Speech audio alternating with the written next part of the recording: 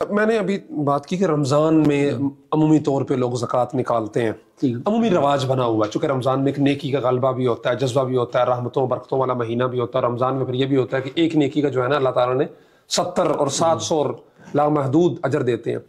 تو یہ ضروری ہے کہ رمضان میں ہی ہو، قمری سال کے اعتبار سے ہو یا شمسی سال کے اعتبار میں ہو سکتا ہے، کسی بھی مہینے میں دے سکتے ہیں، کبھی بھی دے سکتے ہیں؟ اس کے بارے میں کیا ہے؟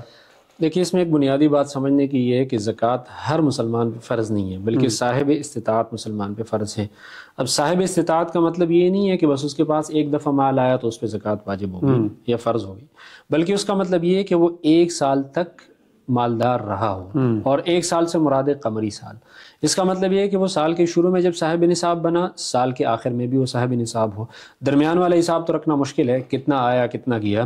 اب مثال کے طور پہ اگر کوئی آدمی 1 شعبان کو اس کے پاس نصاب جتنی رقم آئی اور وہ اس کا سرکل شروع ہو گیا، اب ہم حساب لگائیں گے اگلے سال 1 شعبان کو۔ اگلے سال 1 شعبان کو اگر پھر وہ زکوٰۃ کے گراف سے اوپر تھا تو اس کا مطلب ہے کہ اس کو صاحب نصاب ہوئے 1 سال گزر گیا، اس پہ زکوٰۃ پھر فرض ہے۔ بیچ میں جو 1 شعبان سے لے کے 1 شعبان تک وہ اوپر گیا نیچے گیا، اس کا کوئی حساب نہیں ہے، اس لیے کہ اس کا حساب رکھنا مشکل ہے۔ یہ اہم بات ہے کہ وہ بالکل زیرو میں نہ چلا گیا۔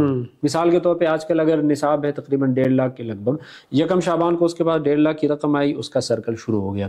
اب بیچ میں کبھی اس کے پاس 70,000 ہے، کبھی 50,000 ہے، تو یہ سرکل اس کا چل رہا ہے۔ لیکن اگر وہ مائنس میں چلا گیا، اس پہ قرضے چڑھ گئے، تو اس کا مطلب یہ ہے کہ پھر سال کا دوبارہ سے شروع کریں گے۔ پھر اگلے سال 1 شعبان کو اگر وہ دوبارہ صاحب نصاب تھا تو اس کا مطلب یہ ہے کہ اس پہ زکوٰۃ فرض ہے۔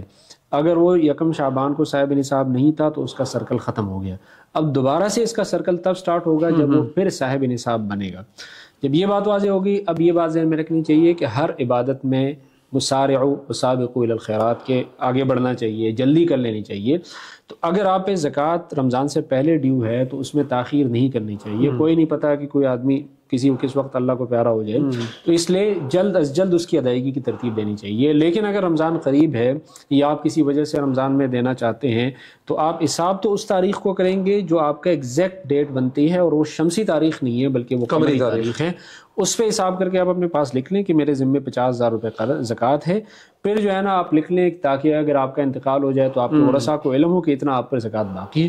پھر آپ بے شک کبھی 2,000 دیے، کبھی 10,000 دیے، رمضان تک تاخیر کر دی تو اس میں کوئی مسئلہ نہیں ہے، لیکن اس کا حساب رکھنا ضروری ہے۔ تو اس لیے صرف رمضان کی وجہ سے اس کی تاخیر نہیں کر سکتے کہ آپ کو ثواب زیادہ ملے گا۔ اگر کسی وجہ سے آپ نہیں دے سکے یا رمضان آ گیا تو پھر رمضان میں دینے سے ظاہر سی بات ہے کہ وہ ثواب بڑھتا ہے۔ اس میں یہ اہم بات ذہن میں رکھنی چاہیے کہ عام طور پہ لوگ تاریخ کو آگے شفلنگ کر لیتے ہیں۔ یہ بہت خطرناک اس آدمی کے لیے ہو سکتا ہے جس کی آمدنی میں بہت زیادہ فلکچویشن ہو۔ ایک دن اس کے پاس 10 لاکھ ہے، کبھی صحافیوں کے پاس جو آ جاتے ہیں 50 لاکھ آ جاتے ہیں۔ اب مثال کے طور صحافیوں کے پاس آتے ہیں ہمارے پاس، آپ کے علاوہ باقی صحافیوں کی بات کر رہا ہوں، تو اگر وہ مثال کے طور پہ اس کے ایگزیکٹ ڈیٹ میں 50 لاکھ اس کے پاس رقم تھی اور اس نے 1 رمضان کو حساب کیا 10 لاکھ اس کے پاس رقم تھی، تو اس کا مطلب ہے کہ 40 لاکھ رہ گئے۔ تو جو تنخواہ دار لوگ ہوتے ہیں ان کی آمدنی اتنی اوپر نیچے نہیں جا رہی ہوتی، لیکن تاجر لوگ خاص طور پہ ان کی آمدنی اوپر نیچے جا رہی ہوتی ہے۔ تو اس میں ایگزیکٹ تاریخ کو معلوم رکھنا بہت زیادہ ضروری ہے۔ اگر آپ بھول گئے ہیں تو آپ یہ دیکھیں کہ سب سے پہلے آپ کو تنخواہ کب ملی تھی، سب سے پہلے آپ نے کاروبار کب سٹارٹ کیا تھا، غلبہ ظن سے کوئی تاریخ فکس کر دیں، وہ بھی نہ ہو اور آپ نے اندازہ نہیں لگا سکے، پھر آپ کوئی تاریخ فکس کریں گے پھر اس کو چھیڑیں گے نہیں، پھر ہر سال اسی کو حساب کریں گے۔ حساب آپ کر لیں، ادائیگی بے شک بعد میں کر لیں۔